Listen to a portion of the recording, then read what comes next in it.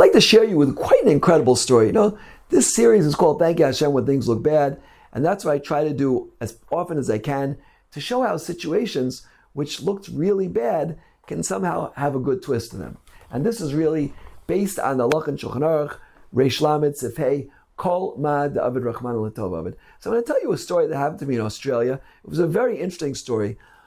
On my trip to Australia, which the flight was 24 hours, first I went to Bangkok, and then from Bangkok to Sydney, Australia. I had quite a lot of time. I took the opportunity to write some tshuvas for my Rebbe Israel Auerbach, to use the time wisely. Some tshuvas that had to do with basar vechalav, which we're currently learning in our kolo. And one of the tshuvas was the following interesting question. Let's say that you're a fleishik, and you sit down to a table, right? There's generally a halacha that when you're eating milchiks at a table, you're not supposed to bring fleishiks to the table because you might accidentally eat it, right? The halacha is that if two people are eating together, then it helps to make a hacker between the two. It's complicated halachas that are found in Shulchan Aruch Siman Peichas, right? So the question was, if you're fleishik, can you have milchiks at the table? And Rav Auerbach brought a machlokas between Gedolei Achronim, and he passed it like the Prima Ganon, that you don't need to have you're allowed to have milchiks on the table, even here for fleishiks. I wrote up this tshuva. I was in the airport in Bangkok. I was sweating. I remember I had sweat pouring down my head. It was so hot over there.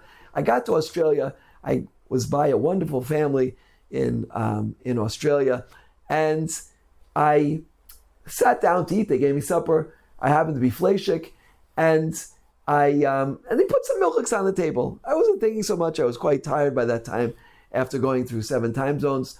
And instinctively, I took some bread, and I put some cheese on it, because they had put some cheese on the table. And as soon as I finished eating the bread with cheese, I banged myself in the head. I said, I can't believe it. I think it's the first time in my life that ever happened, that I was in the middle of waiting 6 hours between milk and meat, and I had some milk, because it was on the table. And what made it more ironic is I just wrote that tshuva not so many hours ago about this. I said, God must be coming to teach me something, right? So at that moment, I accepted upon myself a Kabbalah that had to do with basar vechalav, that would make sure that this would never happen again. And although I was quite upset about it, I realized it was a siman min hashamayim that I needed to strengthen myself in these areas. But what really bothered me is that now, how can I print this tshuva from my Rebbe, Rav Auerbach, if this event happened to me? You see, me myself, as the author of someone who wrote this tshuva down on the same day, within a number of hours, I had been nichshol in this halacha, not like the Prima Ganon. So I presented the question this Shabbos to my Rebbe, Rav Shlomo Safrani, and he said as follows. He said, you can't bring a proof from that, because when you go to someone's house and they put food on the table, they're offering you food, they're bringing you into your home, they're being hospitable to you, then a person naturally feels like he has to eat something, right? It's not the same as going to a table, putting some food out and eating it. So therefore, you can't learn from that isolated case to other cases. I felt much better.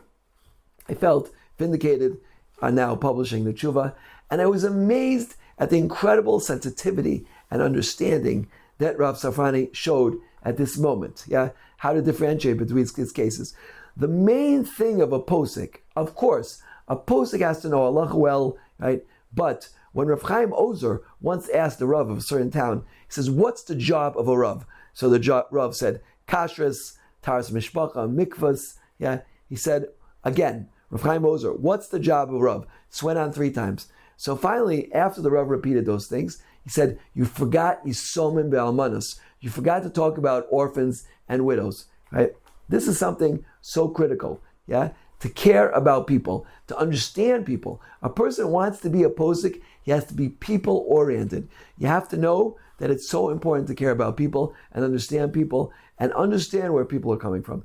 This is what I was able to find in under the guidance of Rav Shlomo Safrani and also Rav Israel Auerbach. I read a column for them every single week.